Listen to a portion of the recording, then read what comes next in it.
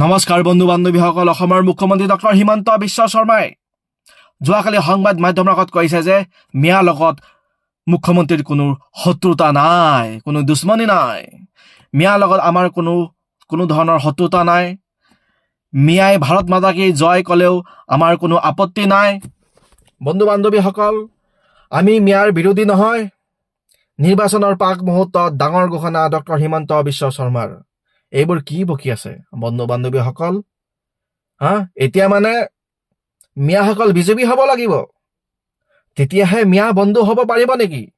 মানে নিৰ্বাচন আহি আছে, ইলেকশ্যন আহি আছে, মিয়াৰ প্ৰতি এতিয়া প্ৰেম ভাৱ জাগিছে। বন্ধু বান্ধৱীসকল, আগতে মিয়াক শান্তিত থাকিব নিদিওঁ, মিয়াৰ লগত যুদ্ধ কৰিম, মিয়াৰ শান্তি নাই। মিয়াৰ ৰিক্সা ভাড়া 5 টকা হ'লে 4 টকা দিম। মিয়াৰ ভোট নালাগে, এতিয়া আকৌ এইবোৰ কি বকি আছে বন্ধু বান্ধৱীসকল?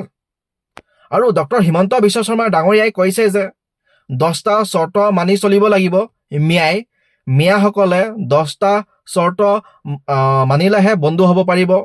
ভাৰত মাতা কি জয় ধ্বনি দিব লাগিব, বন্দে মাতৰম গাব লাগিব, লেণ্ড জাহাজ বন্ধ কৰিব লাগিব, ফাৰ্টিলাইজাৰ জাহাজ বন্ধ কৰিব লাগিব, বাল্য বিবাহ বন্ধ কৰিব লাগিব, বহু বিবাহ বন্ধ কৰিব লাগিব, লাভ জেহাদ বন্ধ কৰিব লাগিব। বন্ধু বান্ধৱীসকল, এইবোৰ চৰ্ত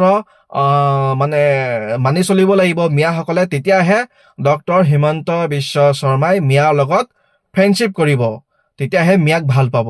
বন্ধু বান্ধৱীসকল, বুজি পাইছা মেইন টপিকটো?